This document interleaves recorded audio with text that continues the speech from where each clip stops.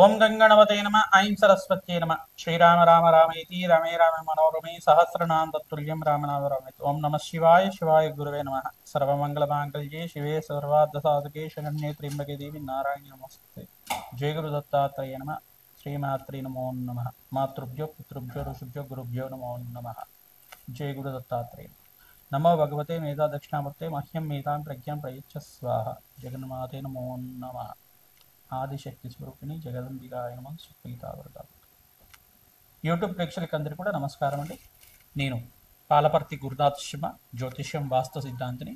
ఈ రోజున చెప్పబోయే టాపిక్ ఏంటంటే, ప్రధానంగా ప్రతి ఒక్క జాతకుడిలో ప్రధానంగా చూసుకునే విశేషమైన ఫలితాలు ఇచ్చే విధంగా సంతాన యోగం కానీ, ఆర్థిక స్థితి మెరుగుపడాలన్నా కానీ, ఆనందమైన జీవితం కావాలన్నా కానీ, ప్రధానంగా ఈ యొక్క కాలసర్ప దోషం ఉందా లేదా, వంశాభివృద్ధికి కారణమవుతుంది. ప్రధానంగా కాలసర్ప దోషం అనేది వంశానికి అభివృద్ధి కారణమవుతుంది. ఈ దోషం అనేది ప్రతి ఒక్క జాతకుల్లో ఉందా లేదా అనేది విశ్లేషణ చేసుకోవాల్సిన అవసరం ఉంటుందన్నమాట.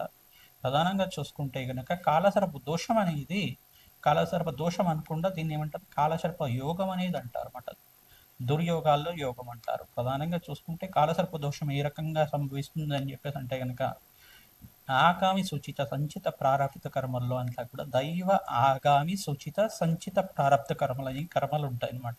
అంటే తెలిసి చేసిన పాపాలు కానీ, తెలియకుండా చేసిన పాపాలైనా కానీ, తెలిసి తెలియకుండా చేసిన పాపాలైనా కానీ, లేదు కావాలని చేసిన పాపాలైనా కానీ, అనుకోకుండా పూర్వజన్మలో కానీ ఈ జన్మలో కానీ, మీరు కానీ మీ పూర్వీకులైనా కానీ, తాత ముత్తాతలైనా కానీ, మీ తండ్రి కానీ తాత కానీ ఎవరైనా కానీ, లేదు మీరైనా పూర్వజన్మలో అయినా కానీ, ఒక ఈ యొక్క దేవత జాతికి చెందిన సర్పానికి దోషం చేసిన, సర్పం అనేది ప్రధానంగా పూజనీయమైన సర్పంగా చెప్పడం జరుగుతుంది. ప్రధానంగా సర్పం అనేది నాగరాజు నాగేంద్ర స్వామికి రూపంగా చెప్పడం జరుగుతుంది. మానసదేవి ఒక చరిత్ర వినడం వల్ల సర్పదోష నివారణ జరుగుతుంది. మానసదేవి అవతారంగా చెప్పడం జరుగుతుంది. జోడు నాగలంతా కూడా ప్రధానంగా చూసుకుంటే కనుక నాగేంద్ర స్వామి సంతాన కారకుడుగా చెప్పడం, కుండలిని శక్తికి అధిష్టాన దేవతగా చెప్పడం జరుగుతుంది. ప్రధానంగా షట్చక్రాలన్నీ కూడా అధిష్టాన దేవతగా, 6 చక్రాలు ఉంటాయి కదా, 6 చక్రాలకన్నిటికి కూడా అధిష్టాన దేవతగా ఈ యొక్క ముడి వేసుకున్న నాగల సర్పల దోషంలో ఉండే విధంగా ఉంటాయి అన్నమాట. ఇది ఒక విధంగా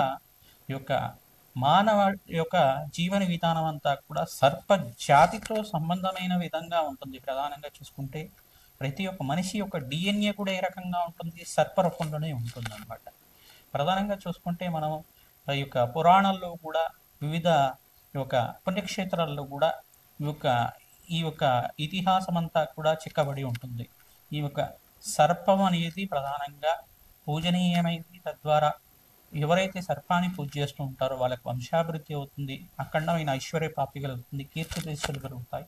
నాగజాతినంతా కూడా పూజనీయంగా చేయడం జరుగుతుంది. ప్రధానంగా తెలిసి తేని పాపాలని జరుగుతూ ఉంటాయి అన్నమాట. ఈ సర్పదోషం అనేది సంభవించడం వల్ల ప్రధానమైన స్థానాల్లో, ఈ యొక్క కేంద్ర స్థానాల్లో కనుక లగ్న చక్రవశాత్తు లగ్నానికి సంభవిస్తూ ఉంటుంది. జననకాల లగ్నానికి అంతా కూడా కాలసర్ప దోషం అనేది జ్యోతిష పరిభాషలో అంతా కూడా సంభవించడం జరుగుతూ ఉంటుంది. ఈ స్థానాల్లో కనుక ఈ గ్రహాలు కలిగి ఉంటే, రాహుకేతులు అంతా కూడా ఈ స్థానాల్లో ఉంటాయి కనుక, నవగ్రహాలన్నీ కూడా రాహుకేతు మధ్యలో ఉంటాయి కనుక, లగ్న చక్రవశాత్తు కానీ, ఈ యొక్క రాహుకేతు ఉన్న స్థానాన్ని నుంచి వాళ్ళ యొక్క వీక్షణ వశాత్తు అయినా కానీ, పంచమ స్థాన వశాత్తు, అష్టమ స్థాన వశాత్తు, సప్తమ స్థాన వశాత్తు అంతా కూడా ఈ యొక్క కాలసర్ప యోగంలో ఉందా లేదా, ఈ గ్రహాలన్నీ కూడా ఏ రకంగా ఫలితాలు ఇస్తున్నాయి, బాగా ఫలితాలు ఇస్తున్నాయి, లగ్న చక్రవశాత్తు అంతా కూడా తెలుసుకోవడం జరుగుతుంది. ప్రధానంగా చూసుకుంటే నాగేంద్ర స్వామి యొక్క చరిత్ర వినడం వల్ల, ప్రధానంగా చూసుకుంటే అస్తిక మహాముని చరిత్ర, మానసదేవి చరిత్ర అంతా కూడా వినడం వల్ల,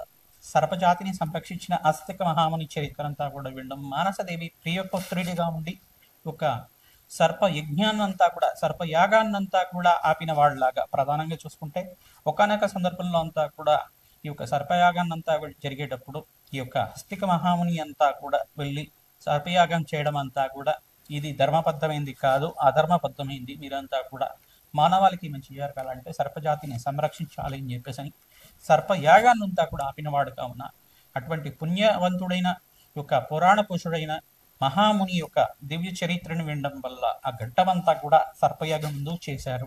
ఆ సర్పయాగ ఘట్టమంతా కూడా ఎందుకు జరిగింది, ఒక పరీక్షిత్ మహారాజు యొక్క మనవడైన ఈ యొక్క ఈ ప్రధానమైన జనమేజయ మహారాజు అంతా కూడా చేయడం వల్ల, పరీక్షిత్ మహారాజు అంతా కూడా ఇట్లా చేయడం వల్ల ప్రధానంగా చూసుకుంటే గనక ఈ యొక్క ఆ పరీక్షిత్ మహారాజ్ చరిత్ర కానీ జనమేజయ మహారాజ్ చరిత్ర అయినా కానీ వినడం వల్ల ప్రధానంగా సర్పయాగం చేసిన సమయంలో అంతా కూడా ఈ యొక్క ఫలితం కలిగింది. ప్రధానంగా చూసుకుంటే గనక సర్పయాగం ముందుకు చేశారు. సర్పయాగం యొక్క చరిత్ర అంతా కూడా వినడం వల్ల భాగవ సప్తాహం అంతా కూడా ఎందుకు విన్నారు, ఈ యొక్క అంత అనేది జరుగుతూ ఉంటుంది. ఈ యొక్క ఇతిహాసంలో అంతా కూడా ఈ కథ విశేషాలంతా కూడా వినడం వల్ల, చరిత్రలాగా ప్రవచనంలాగా వినడం వల్ల ప్రధానంగా చూసుకుంటే కనుక ఆ ఘట్టానంతా కూడా మననం చేసుకోవాలి. ప్రధానంగా అస్థిక మహాముని చరిత్ర అనేది వినడం వల్ల మానసదేవి ప్రియపుత్రుడు ప్రధానంగా సర్పజాతిని అంతా కూడా సంరక్షించిన దేవుడు కావున ప్రధానంగా ఇటువంటి చరిత్రను వినడం వల్ల సకల గ్రహ దోష నివారణ జరగడానికి ప్రధానంగా రాహుకేతు దోషాలు, కాలసర్ప దోషాలు, కాలసర్ప యోగాలంతా కూడా దుర్యోగాలతో కూడా పోవడానికి, అఖండమైన పుణ్యప్రాప్తి వచ్చే విధంగా వంశాభివృద్ధి కారణమవుతుంది. శీఘ్ర ఫలదాతక కళ్యాణ యోగం అవడానికి కానీ, వంశాభివృద్ధి కలగడానికి కానీ, పితృదోషం నివారణ కలగడానికి కన్నా కానీ ఈ యొక్క అస్థిక మహాముని చరిత్ర వినడం వల్ల కాలసర్ప దుర్యోగాల నుంచి బయటపడడానికి, ప్రధానంగా కాలసర్ప యోగం నుంచి బయటపడడానికి అఖండమైన పుణ్యప్రాప్తి కలిగే విధంగా ఈ యొక్క మేషాది ద్వాదశ లగ్నాల వాళ్ళకి కానీ, మేషాది ద్వాదశ రాశి వాళ్ళకి కానీ లగ్నం తెలిసి ఉంటే కనుక లగ్నవశాత్తు చూసుకోండి, లగ్నం తెలియకపోతే రాశి నుంచి చూసుకోండి. తద్వారా ఈ యొక్క కాలసర్ప యోగం అనేది ఏ రకంగా సంభవిస్తుంది, కాలసర్ప యోగం నుంచి ఈ దోషం నుంచి బయటికి పడాలంటే, ప్రధానంగా బయటికి రావాలి అంటే, కాలసర్ప దుర్యోగం నుంచి బయటికి రావాలంటే కనుక ఎటువంటి దోషాలకి పరిహారం చేసుకోవాలి. ప్రధానంగా ఆర్థిక స్థితి బట్టి మీకు అంతా కూడా పరిష్కారం చెప్పడం జరుగుతుంది. ప్రధానంగా ఉంటే కనుక లగ్న చక్రవశాత్తు పంచమ స్థానంలో కుజ రాహులు కలిగి కానీ, కుజకేతువులు కలిగి కానీ, శుక్ర రాహులు కలిగి కానీ, శుక్ర కేతువు కలిగి కానీ ఈ యొక్క పంచమాధిపతి ఏ స్థానంలో ఉన్నారు, పంచమ లగ్నవశాత్తు, అష్టమ లగ్నవశాత్తు, లగ్న చక్రవశాత్తు అంటే లగ్నము అంటే ధనస్థానము మరియు పంచమ స్థానము, సప్తమ స్థానము, అష్టమ స్థానము, నవమ స్థానాల్లో గనక ఉంటే గనక, చతుర్థ స్థానాల్లో కూడా రాహుకేతులు సంచారం జరుగుంటే గనక, ఈ యొక్క స్థానాల్లో గనక రాహుకేతులు ఉండేసి ఆ గ్రహాలన్నీ కూడా నవగ్రహాలన్నీ కూడా రాహుకేతు మధ్యలో ఉంటే గనక, రాహుకేతులన్నీ కూడా ఛాయాగ్రహాలుగా చెప్పడం జరుగుతుంది. ప్రధానంగా ఇవన్నీ కూడా అపసవ్య దిశలో అంతా కూడా సంచారం చేస్తూ ఉంటాయి కనుక గోచారరీత్యా కానీ, రాశి చక్రవశాత్తు కానీ, లగ్న చక్రవశాత్తు కానీ జరుగుతూ ఉంటాయి. కావున ఈ యొక్క భావాలంతా కూడా ఫలితాలు ఏ రకంగా ఉంటాయి, వాళ్ళు ఇచ్చే ఫలితాలంతా కూడా జాతకరీత్యా ఎటువంటి ప్రభావాలు చూపిస్తూ ఉంటాయి, దాని నుంచి బయటపడడానికి ఎటువంటి పరిష్కారాలు చేసుకోవాలంతా కూడా తెలుసుకుందాం. ప్రధానంగా సులభమైన పరిష్కారం చేసుకుంటూ ప్రధానమైన పరిష్కారం అంతా కూడా చేసుకోవడం వల్ల, సర్ప ప్రతిష్టనే చేయించుకోవడం వల్ల, సర్ప సూక్త పారాయణం అంతా కూడా వేద జ్యోతిష పండితులతోటి ఆరాధన చేసుకోవడం, ప్రధానమైన సుబ్రహ్మణ్య స్వామి ఆరాధన, ఆ కార్తికేయుడు యొక్క చరిత్ర వినడం వల్ల స్కందోత్పత్తి అనే చరిత్ర అనేది ఉంటుందన్నమాట. సుబ్రహ్మణ్య స్వామి చరిత్ర అంతా కూడా వినడం వల్ల సకల గ్రహదోష నివారణ జరగడానికి ఆస్కారం ఉంటుంది. సర్పజాతికి అంతా కూడా అధిష్టాన దేవతగా సుబ్రహ్మణ్య స్వామి ఉంటారు, మానసదేవి ఉంటుంది. కావు ఈ యొక్క మానసదేవి చరిత్ర, సుబ్రహ్మణ్య స్వామి చరిత్ర ప్రతి నుంచి కూడా చదవడం వల్ల, వినడం వల్ల ఓం శరవణ భవాయ నమః అని నామాన్ని ప్రతినిత్యం కూడా స్మరణ మాత్రం చేతిని సకల గ్రహదోష నివారణ జరుగుతుంది. ప్రధానంగా ఆర్థిక స్థితి మెరుగుపడుతుంది, అష్టైశ్వర ప్రాప్తి కలుగుతుంది, అప్పుల బాధల నుంచి బయటపడతారు, రుణ బాధల నుంచి బయటపడతారు, రోగ బాధల నుంచి బయటపడతారు.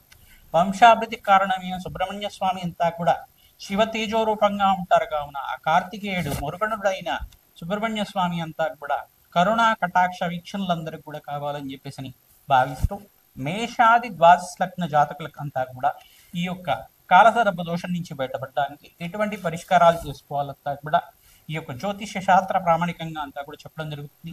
రత్నశాస్త్ర ప్రకారంగా కానీ మరియు లగ్న చక్రవశాత్తు ఈ యొక్క వృక్ష జాతినంతా కూడా ఏ రకంగా పూజ చేయాలి, ఏ వృక్షాన్నంతా కూడా పూజ చేయడం వల్ల శీఘ్ర ఫలదాయకంగా ఉంటుంది, గోమాత సేవ చేయడం వల్ల ఈ యొక్క పాపాల నుంచి బయటపడడానికి, తెలియకుండా చేసే పాపాల నుంచి బయటపడడానికి ఆస్కారం ఉంటుంది. దానాలు చేయడం వల్ల, స్వల్పమైన దానం చేయడం వల్ల, కలియుగంలో అంతా కూడా స్వల్ప దానం చేసుకోవడం మాత్రం చేతిని మీరు చేతినైతే మీకంతా కూడా దానం చేయండి, బీద వాళ్ళకి అన్నం పెట్టండి. తద్వారా అంతా కూడా సకల గ్రహ దోష నివారణ జరగడానికి ఆస్కారం ఉంటుంది. తద్వారా అంతా కూడా కాలసర్ప దోషం నుంచి బయటపడి ఆనందమైన జీవితం, వంశాభివృద్ధి కలగడానికి కానీ, అష్టైశ్వర్య యోగం, ధనప్రాప్తి కలగడానికి కానీ, శీఘ్ర కళ్యాణ యోగం కలగడానికి కానీ ఆస్కారం ఉంటుంది. పుణ్యక్షేత్ర దర్శనం చేసుకుని మాత్రం చేతి అనంత పుణ్యయోగం కలుగుతుంది. ఈ యొక్క దోషం అనేది ప్రబలంగా ఉంటే కనుక ఖచ్చితంగా సర్ప ప్రతిష్ట, నాగేంద్ర స్వామి ప్రతిష్ట అంతా కూడా దేవాలయ ప్రాంగణంలో రావి చెట్టు దగ్గర కానీ దేవాలయ ప్రాంగణంలో కానీ నిత్య పూజలు జరిగే ఈ విధంగా చేయించడం వల్ల అఖండ పుణ్యయోగంతో శీఘ్ర సంతాన యోగం కలగడానికి ఆస్కారం ఉంటుంది. తులారాశి తులాలగ్న జాతకులకి విశేషంగా మీ జాతకరీత్యా కానీ లగ్న చక్రవశాత్తు కాలసర్ప దోషం ఉందా లేదా జ్యోతిష పండితులతోటి మీ జన్మ జాతకం చూపించుకొని నిర్ధారణ చేసుకోవాల్సి ఉంటుంది. ప్రధానంగా మీరంతా కూడా కాలసర్ప దోషంలో ఉంటే గనక మీరు ఖచ్చితంగా నాగేంద్ర స్వామి ప్రతిష్ట ఆచరించుకోవాలి. శక్తి ఉన్న వాళ్ళు ఆచరించండి. లేదు గనక ప్రతినిత్యం కూడా నాగేంద్ర స్వామికి ప్రీతికరంగా చిమ్మిలిని నివేదన చేయడం మాత్రం చేత, సుబ్రహ్మణ్య నామ జపం చేయడం చేత, సుబ్రహ్మణ్య స్వామి యొక్క నామస్మరణ చేసుకున్న వాళ్ళకి సకల గ్రహదోష నివారణ జరగడానికి ఆస్కారం ఉంటుంది. శక్తి ఉన్న వాళ్ళు మీరు తప్పనిసరిగా నాగేంద్ర స్వామి ప్రతిష్ట చేసుకొని తీరాలి. తద్వారా సంతాన యోగం సిద్ధిస్తుంది, వివాహాది శుభకార్యాలు జరుగుతాయి, విదేశంలో స్థిరత్వం లభిస్తుంది, అక్కడ ధనయోగం కలుగుతుంది, ఆర్థిక ఇబ్బంది నుంచి బయటపడతారు, అప్పుల బాధల నుంచి బయటపడతారు, మనశ్శాంతమైన జీవితం జీవిస్తూ ఉంటారు, ఆనంద జీవితం కలుగుతుంది, అన్యోన్య దాంపత్యం సుఖ జీవితం కలుగుతుంది. కావున విశేషమైన పరిష్కారం అందరికీ కూడా చెప్తున్నాం. సులభమైన పరిష్కారము మరియు ప్రతిష్ట అంతా కూడా విశేష హోమాది కార్యక్రమాలు చేసుకోవడం వల్ల, సర్పసూక్త పారాయణం అంతా కూడా ఆచరించుకోవడం వల్ల విశేష పుణ్య ఫలితం కలుగుతుంది. ప్రధానంగా చూసుకుంటే సర్పేభ్యో మూలమంత్రము మరియు ఈ యొక్క శరవణ భవాయ నమః ప్రధానంగా చూసుకుంటే సుబ్రహ్మణ్య స్వామి జపమంతా కూడా ఆచరించుకోవడం వల్ల ఓం శరవణ భవాయ నమః, ఓం శరవణ భవాయ నమః, ఓం శరవణ భవాయ నమః, ఓం శరవణ భవాయ నమః ఇటువంటి నామాన్ని ప్రతినిత్యం కూడా నామస్మరణం చేసుకున్న మాత్రం చేత సుబ్రహ్మణ్య స్వామి అనుగ్రహం అంతా కూడా శీఘ్రంగా లభిస్తుంది. అస్థిక మహామణి చరిత్ర చదువుకోవాలి. ప్రధానంగా మానసదేవి యొక్క చరిత్ర ఘట్టం అంతా కూడా చదువుకోవడం, ప్రధానంగా మానసదేవి ప్రియవృత్రుడైన అస్థిక మహామణి చరిత్ర కానీ జగత్కారు చరిత్ర కానీ చదువుకోవడం మాత్రం చేత, సర్పయాగ ఘట్టాన్ని అంతా కూడా చదువుకోవడం మాత్రం చేత సకల గ్రహదోష నివారణ జరుగుతుంది. ప్రతినిత్యం కూడా సర్పాలకు ప్రీతికరంగా చిమ్మిలిని నివేదన చేసి ప్రసాదంగా స్వీకరించడం, పానకాన్ని నివేదన చేయడం వల్ల అఖండ పుణ్యయోగం సిద్ధిస్తుంది. తద్వారా ఎవరైతే గనక ఈ యొక్క సర్పదోషంలో ఉన్నారో విశేషంగా ఈ కార్యక్రమాన్ని ఆచరించండి. విశేష పుణ్య ఫలితం కలుగుతుంది. మీ జాతకరీత్యా గోచారీత్యా మీకు జాతకరీత్యా ఎటువంటి పరిష్కారాలు కావాలన్నా మమ్మల్ని సంప్రదించండి. స్క్రోల్ అవుతున్న ఫోన్ నెంబర్కి అంతా కూడా కాంటాక్ట్ చేసి అపాయింట్మెంట్ తీసుకొని తద్వారా మీ జాతకం అంతా కూడా విశ్లేషణ చేసుకుంటే మీకంతా కూడా అష్టైశ్వర్య యోగం సిద్ధిస్తుంది. కావున అందరికీ పరిష్కారం చెప్తున్నాం. ప్రధానంగా తులారాశి జాతకులంతా కూడా మీకు పుణ్యయోగం వచ్చే విధంగా ప్రతినిత్యం కూడా మహాలక్ష్మి ఆరాధన చేసుకోవడం, శనీశ్వర ప్రీతికరంగా తిలలు దానం చేసుకోవడం, రాహుకు ప్రీతికరంగా దుర్గాదేవి ఆరాధన చేసుకోవడం, మినువులు దానం చేసుకోవడం, వెండి సర్పాన్ని దానం చేయడం వల్ల విశేషమైన పుణ్య ఫలితం వస్తుంది.